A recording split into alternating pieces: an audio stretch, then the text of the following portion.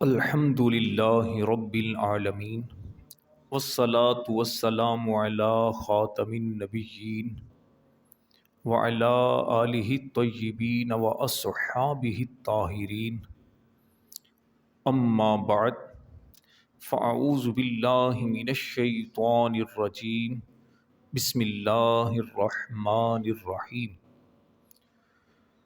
رسول کریم رؤوف الرحیم علیہ افضل الصلاۃ والتسلیم کا فرمان عالی شان ہے، بروز قیامت اس کی دہشتوں اور دشوار گزار گھاٹیوں سے جلدی نجات پانے والا شخص وہ ہوگا جس نے کثرت کے ساتھ مجھ پر درود پاک پڑھے ہوں گے۔ صلو علی الحبیب صلی اللہ تعالی علی محمد وعلی آلہ وصحبہ وبارک وسلم صلاۃ و سلاما علیک یا سیدی یا رسول اللہ وعلی آلک واصحابک یا حبیب اللہ۔ الحمدللہ محمدی مسجد میں ہر اتوار کو عشاء کے بعد صحیح بخاری شریف سے درس حدیث کا سلسلہ ہوتا ہے۔ آج جو حدیث پاک صحیح بخاری شریف کی آپ کے سامنے پیش کروں گا، یہ صحیح بخاری کی جلد اول صفحہ نمبر 97 کتاب الوضو کی حدیث نمبر 216 ہے۔ یہ حدیث صحیح بخاری شریف کے اندر تقریباً 6 جگہ بیان کی گئی ہے مختلف الفاظ کے ساتھ، لیکن میں مکمل جو حدیث ہے وہ آپ کے سامنے پیش کروں گا۔ یہ حدیث صحیح مسلم شریف کے اندر بھی ہے، سنن ترمذی کے اندر بھی ہے، سنن ابن ماجہ میں، سنن ابی داؤد اور سنن نسائی، اور اس کے علاوہ کثیر جو احادیث کی کتابیں ہیں اس میں بھی یہ صحیح بخاری کی حدیث موجود ہے۔ حدیث کیا ہے؟ ایک واقعہ بیان کیا گیا ہے حدیث پاک میں۔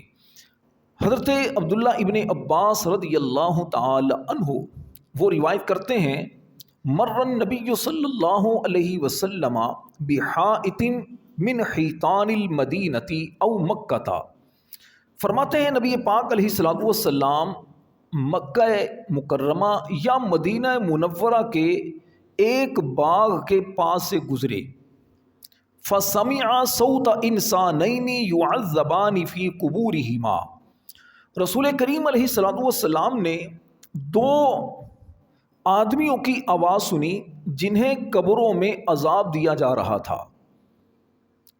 فقال النبی صلی اللہ علیہ وسلم یعذبان وما یعذبان فی کبیر، ارشاد فرمایا کہ ان دونوں قبر والوں کو عذاب ہو رہا ہے اور بظاہر کسی بڑے گناہ کی وجہ سے عذاب نہیں ہو رہا۔ ثم قال، پھر خود ہی اس کی نبی پاک علیہ السلام نے وضاحت فرمائی، بلا کان احدہما لا یستتر من بولہ وکان الآخر یمشی بالنمیمۃ، ارشاد فرمایا کہ ان میں سے ایک جسے عذاب ہو رہا ہے قبر میں وہ پیشاب کے چھینٹوں سے نہیں بچتا تھا اور دوسرا چغل خوری کرتا تھا۔ ثم دعا بجریدۃ، پھر نبی پاک علیہ الصلوۃ والسلام نے اللہ کریم کی بارگاہ میں پھر نبی پاک علیہ السلام نے ایک ٹہنی منگوائی، فکسرہ کسرتین، پھر اس ٹہنی کو 2 حصوں میں تقسیم کیا، فوضع علی کل قبر منہما کسرۃ، نبی پاک علیہ الصلوۃ والسلام نے دونوں میں سے ہر ایک قبر پر ایک حصہ رکھ دیا۔ فقیل لہ یا رسول اللہ صلی اللہ علیہ وسلم لما فعلت ھذا، رسول کریم علیہ السلام سے صحابہ نے پوچھا، یا رسول اللہ صلی اللہ علیہ وسلم آپ نے ایسا کیوں کیا؟ ٹہنی منگوا کر اس کو 2 حصوں میں تقسیم کر کے دونوں قبروں پر آپ نے کیوں رکھا؟ قال لعلہ ان یخفف عنہما ما لم تیبسا، رسول کریم علیہ السلام نے فرمایا کہ جب تک یہ دونوں ٹہنیاں خشک نہیں ہو جاتی اس وقت تک ان کے عذاب میں تخفیف ہو جائے گی۔ میں اللہ کی رحمت سے امید کرتا ہوں کہ دونوں ٹہنیاں جو تر ٹہنیاں ہیں جب تک تر رہیں گی ان کے عذاب میں تخفیف رہے بھی عذاب ان کا ہلکا رہے گا۔ اب یہ حدیث پاک ہے، اس حدیث پاک پر اگر غور کریں، بظاہر ایک واقعہ ہے۔ ہمارے سمجھنے کے لیے سب سے پہلی بات تو یہ ہے کہ پیشاب کے چھینٹوں سے بچنا یہ ضروری ہے۔ پیشاب انسان کا اپنا ہو یا جانوروں کا پیشاب ہو، دونوں سے بچنا ضروری ہے۔ خاص طور پر وہ لوگ سبق حاصل کریں کہ جو پیشاب کرتے ہوئے احتیاط نہیں کرتے، جیسے کھڑے ہو کر جو پیشاب کرتے ہیں، جن کے جینز کی پینٹ پہنی ہوتی ہے، کھڑے ہو کر پیشاب کرتے ہیں، یا پھر کموڈ پر جو بیٹھ کر پیشاب کرتے ہیں، تو وہاں عموماً جسم کو پیشاب سے بچانا اور کپڑوں کو ناپاکی سے بچانا بڑا مشکل کام ہوتا ہے۔ تو یہ خاص طور پر توجہ کریں۔ WC میں بھی پیشاب کریں تو اس میں خاص طور پر خیال کریں کہ ایسا WC ہو کہ جس سے چھینٹے اڑ کر جسم پر نہ آئیں۔ بعض اوقات استنجا کرتے ہوئے کچھ چھینٹے کپڑوں پر بھی آتے ہیں اور کچھ چھینٹے پاؤں پر بھی آتے ہیں، تو اس میں احتیاط کا تقاضا یہی ہے کہ بعد میں پاؤں کو دھو لیا جائے۔ تو ایک شخص جسے قبر میں عذاب ہو رہا تھا، اس کا گناہ کیا تھا؟ وہ پیشاب کے چھینٹوں سے نہیں بچتا تھا۔ اب علماء نے اس کی مزید وجوہات لکھی ہیں کہ وہ شخص کون تھا۔ بعض نے کہا، مفسرین جو شارحین نے، انہوں نے کہا کہ یہ وہ شخص تھا کہ جو اونٹوں کا باڑا تھا، وہاں پر یہ کام کرتا تھا، تو اونٹ پیشاب وغیرہ جو کرتے تھے تو یہ اس سے بچتا نہیں تھا۔ بعض نے کہا خود ہی یہ پیشاب کے قطروں سے، چھینٹوں سے بچنے میں احتیاط نہیں کرتا تھا۔ تو پتہ چلا پیشاب کے چھینٹوں سے نہ بچنا عذاب قبر کا سبب ہے۔ دوسری بات فرمایا، چغل خوری کرنے والا، اسے قبر میں عذاب ہو رہا تھا۔ چغل خوری کیا ہے؟ چغلی یہ ہے کہ آپ اپنے کسی مسلمان بھائی کی بات اس کو نقصان پہنچانے کے ارادے سے دوسرے کو بتائیں۔ مثلا آپ کا دوست ہے خالد، اس خالد نے آپ کو کوئی بات بتائی، کوئی کاروبار کی بات بتائی، یا کسی اور بندے کے بارے میں اس نے بات بتائی کہ فلاں بندہ جو ہے نا، وہ بندہ تھوڑا اچھا نہیں ہے، اس سے بچ کے رہنا۔ آپ نے اپنے دوست خالد کی بات اس بندے کو جا کر بتا دی کہ بھائی میرا دوست جو خالد ہے نا، وہ آپ کے بارے میں یوں کہہ رہا تھا، اور نیت کیا ہے؟ خالد کو نقصان پہنچانے کی نیت۔ تو یہ ہے چغل خوری۔ چغل خور جنت میں نہیں جائے گا، یعنی اگر مسلمان مرا تو ابتداءً جنت میں نہیں جائے گا، سزا پا کر جائے گا، یا پھر یہ کہ اللہ کی بارگاہ میں سچی توبہ کر لے۔ اور ابھی بخاری کی حدیث ہم نے سنی کہ چغلی کرنے والا عذاب قبر میں مبتلا تھا۔ تو ہمیں اس سے پہلے تو اگر ہماری غلطی ہے، چغل خوری کی عادت ہے، یا پھر پیشاب کے چھینٹوں سے بچنے کا ذہن نہیں ہے، توجہ نہیں ہوتی، تو جو میرے نمازی بھائی ہیں جو سن رہے ہیں، وہ اس بات کا خاص طور پر خیال کریں کہ یہ دونوں گناہ نہ ہو۔ ویسے تو کوئی بھی گناہ نہیں ہونا چاہیے، لیکن خاص طور پر ہم نے یہ سنی بات۔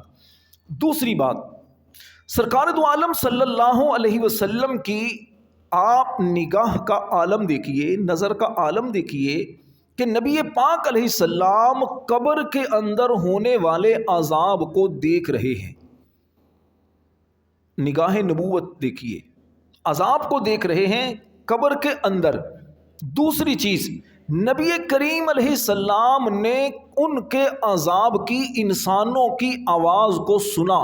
سماعت کا عالم دیکھیے کہ قبر کے اندر دیکھ بھی لیا، سن بھی لیا، تو پتہ چلا حضور علیہ الصلوۃ والسلام کو رب تبارک و تعالیٰ نے کیسی قوت سماعت دی ہے، سننے کی طاقت کتنی دی ہے، دیکھنے کی طاقت کتنی دی ہے۔ آپ دیکھ بھی رہے ہیں، سن بھی رہے ہیں۔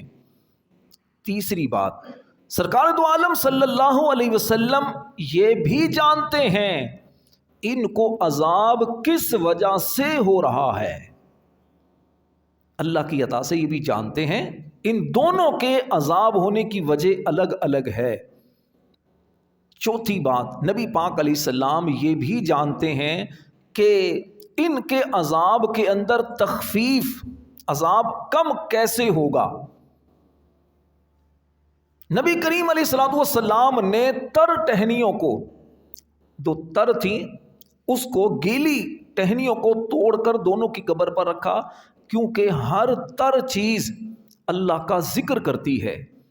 जब तक फरमाया ये जिक्र होता रहेगा, तर रहेंगी, इनके अजाब में कमी रहेगी। इसी वजह से कब्रों पर जो फूल डाले जाते हैं उसकी वजह यही है, यही हदीस है। फूल तर होते हैं, जब तक फूल तर रहते हैं वो अल्लाह का जिक्र करते हैं, इसका सवाब कब्र वालों को मिलता है, कब्र वालों का दिल लगा रहता है। मरने के बाद जो हम कब्रों पर फूल डालते हैं या इसी तरह बाज़ जगह खुश्क तर जो टहनियाँ डाल दी जाती हैं, ये कोई ऐसा काम नहीं कि खुद से कर लिया हो, खुद से जारी कर लिया हो। हज़रत अबू बुरैदा अस्लमी रज़ी अल्लाह ताला अन्हु, ये भी सही बुखारी की हदीस है, ये सहाबी रसूल हैं। इनकी वफ़ात का वक्त करीब था तो इन्होंने वसीयत की। अल्फाज सुनिए हदीस के, औसा बुरैदतुल अस्लमी अन युजअल फी क़ब्रिही जरीदान।